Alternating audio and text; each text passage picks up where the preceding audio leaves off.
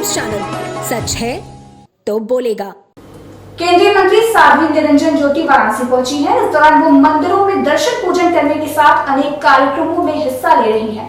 केंद्रीय मंत्री साध्वी निरंजन ज्योति ने कहा कि मोदी सरकार के 8 साल बेमिसाल हैं।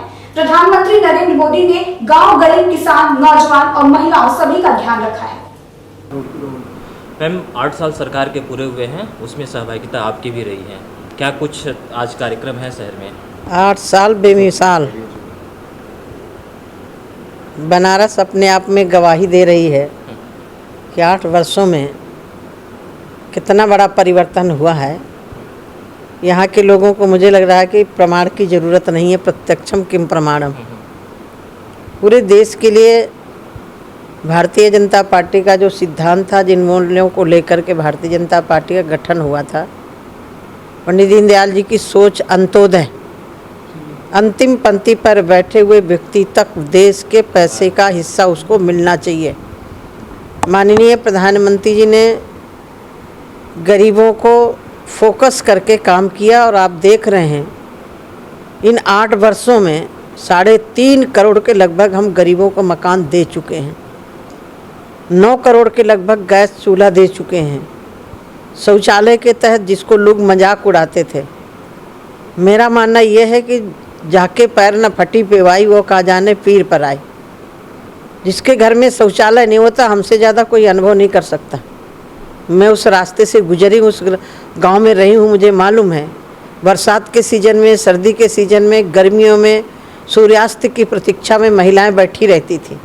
माननीय प्रधानमंत्री जी ने महिलाओं को जो इज्जत घर दिया, मुझे लग रहा है कि इससे बहुत बड़ी महिलाओं की बीमारी रुकी, क्योंकि कहीं ना कहीं बीमारी का कारण भी बनता था। बहुत सारे ऐसे परिवार थे जो स्वयं गैस चूल्हा नहीं खरीद सकते थे, और कई ऐसी एरिया हैं जहां लकड़ी का संसाधन नहीं था। ऐसी स्थिति में बहुत परिवार, बरसात हो गई तो शाम को अपने बच्चों को रोटी बना के नहीं खिला पाते थे।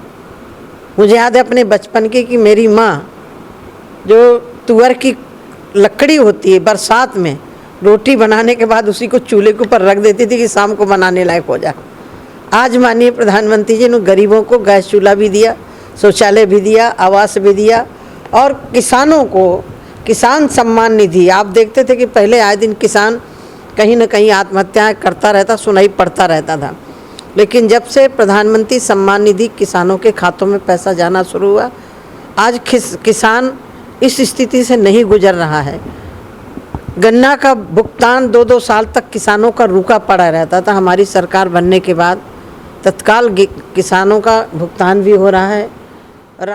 मिर्जापुर जिले के आवास विकास कॉलोनी रोडवेज मार्ग स्थित पकड़िया बाबा के आश्रम में वार्षिक श्रृंगार एवं भंडारे का भव्य आयोजन किया गया। वहीं स्थानीय लोगों का मानना है कि यहां दर्शन मात्र से ही लोगों की मनोकामनाएं पूर्ण हो जाती हैं। आवास विकास कॉलोनी स्थित पकड़िया बाबा के आश्रम में वार्षिक श्रृंगार एवं भंडारे के साथ साथ भजन कीर्तन का विशेष आयोजन किया गया। इस दौरान साधु संतों के अलावा दूर दराज से आए अन्य पुरुष, महिलाएं एवं बच्चों ने दर्शन पूजन के बाद भंडारे में प्रसाद ग्रहण किया। बता दें कि यहाँ के स्थानीय लोगों का कहना है कि यहाँ दर्शन पूजन करने से ही लोगों की मनोकामनाएं पूर्ण हो जाती हैं। देखिए, आज श्री 1008 श्री पकड़िया बाबा आश्रम पर वार्षिक श्रृंगार और विशाल भंडारे का आयोजन किया गया है।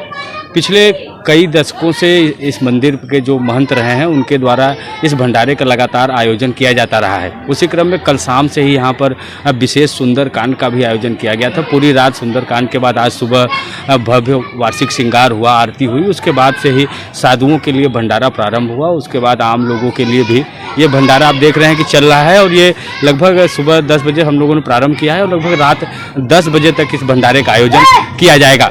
शहरवासियों से और क्षेत्रवासियों से अपील है कि वो भंडारे में आएं, भगवान का प्रसाद ग्रहण करें और पुण्य के भागी बने। आतंकवाद के शिकार हुए कश्मीरी पंडितों की आत्मा की शांति के लिए त्रिपिंडी श्राद्ध में शामिल होने वाराणसी आए फिल्म अभिनेता अनुपम खेर के खिलाफ कांग्रेसियों ने प्रदर्शन किया। सिंगा क्षेत्र में इकट्ठा हुए कांग्रेसियों ने कहा कि अनुपम खेर कश्मीरी पंडितों की लाश पर राजनीति न करें, काशी को राजनीति का अखाड़ा न बनाएं। यूथ कांग्रेस के जिला अध्यक्ष विश्वनाथ कुंवर ने मीडिया से बातचीत में कहा कि अनुपम खेर किन पंडितों के त्रिपिंडी श्राद्ध के लिए यहां आए हैं। हम उनसे जानना चाहते हैं कि 1990 की भाजपा समर्थित सरकार में मारे गए पंडितों के श्राद्ध के लिए आए हैं या अभी मारे जा रहे पंडितों के श्राद्ध के लिए यहां आए हैं। यदि 1990 के पंडितों के लिए आए हैं तो क्या अभी तक वह सो रहे थे? कश्मीर में पंडितों की हत्या की जा रही है और वह काशी आ रहे हैं। बेहतर यही होगा कि कश्मीर में मारे जा रहे लोगों के बीच जाएं और सरकार से उनकी सुरक्षा की मुकम्मल व्यवस्था कराएं। कांग्रेसियों के नारेबाजी और प्रदर्शन की जानकारी पाकर सिगरा थाने की पुलिस ने सभी को समझा बुझाकर शांत कराया।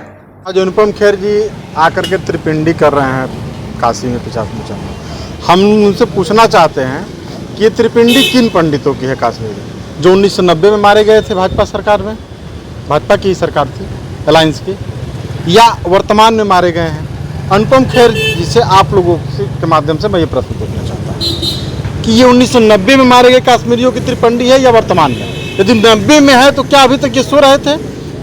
और यदि ये वर्तमान समय में मारे गए कश्मीरी पंडितों की त्रिपिंडी कर रहे हैं तो क्या धारा 370 हटने के बाद भी हत्याएं रुक नहीं रही हैं? यानी वो धारा 370 हटाना एक जुमला था। कश्मीर में कश्मीरी पंडितों की हत्या हो रही है, वहाँ धरना दिया जा रहा है, सरकार से अपनी सुरक्षा की गुहार की बात हो रही है, और अनुपम खेर जी काशी में आके आत्मा की शांति की त्रिपिंडी कर रहे हैं, राजनीति कर रहे हैं। काशी को राजनीति का अखाड़ा बना दिया गया है।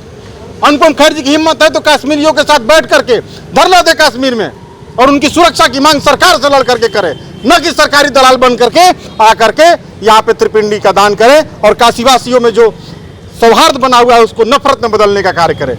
हम अनुपम खेर जी से काशी से वापस जाने की आग्रह करते हैं कि काशी वासियों को मजबूर ना होना पड़े उन्हें यहाँ से वापस करने के लिए। बिल्कुल ये कश्मीरी पंडितों की लाश की राजनीति है, लाश पे राजनीति हो रहा है। ये कश्मीरी पंडितों की हत्या हो रही है, वहां उनके परिवार के लोग सुरक्षा की गुहार मांग रहे हैं। अनुपम खेर जी को वहां जाना चाहिए, उनके साथ लड़ना चाहिए, सरकार से अपनी मांग करनी चाहिए।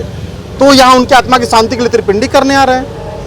मिर्जापुर जनपद के मंडलीय अस्पताल के एक्सरे एवं अल्ट्रासाउंड विभाग में कर्मचारियों की कमी के कारण मरीजों को जांच कराने में काफी मुश्किलों का सामना करना पड़ रहा है। यहां आने वाले मरीज घंटों तक अपने पारी का इंतजार करने को मजबूर हैं। प्रदेश सरकार एक और जहां अस्पतालों में मरीजों को किसी भी प्रकार की दिक्कत ना हो इसके लिए कई जरूरियात कदम उठा रही है, वहीं दूसरी ओर मिर्जापुर जनपद के मंडलीय अस्पताल के एक्सरे विभाग एवं अल्ट्रासाउंड विभाग में मात्र 3 कर्मचारी कार्यरत हैं, जिनके चलते मरीजों को जांच कराने में काफी मुश्किलों का सामना करना पड़ रहा है। कैलहट से आए हुए गुलाब सिंह ने बताया कि उनका हाथ टूटा है और वो पिछले 5 दिनों से एक्सरे विभाग का चक्कर लगा रहे हैं, लेकिन अभी तक प्लास्टर नहीं हो पाया है। वहीं देवी नाम की महिला ने बताया कि वह सुबह 9 बजे से मरीज के साथ आई हुई हैं और दोपहर का 2 बज चुका है, लेकिन अभी तक एक्सरे के लिए नंबर नहीं आया है। यहाँ आप आए हैं एक्सरे ऑफिस, क्या हो रहा है यहाँ? एक्सरे साहब का आज 5 दिन शनिचर से हाथ टूटल, साहब ले लेकर ऐसा दौड़त है एकदम कतई नहीं का बोले बस आओ का डॉक्टर साहब नहीं हैं तो आज न हो, कल आओ तो परसों आओ, ये सब आज मतलब आज 5 दिन से चला। कहाँ से आई हैं आप? गोपालपुर से। कहाँ पर आई हुई हैं? मिर्जापुर। हाँ, मिर्जापुर अलग अस्पताल में एक्सरे कराया। क्या वो एक्सरे हो गया? अभी नहीं। 2 बज रहे हैं, अभी तक नहीं हुआ आपका? नहीं। क्या बोले हैं डॉक्टर? अभी तो नहीं भल बता का बोला।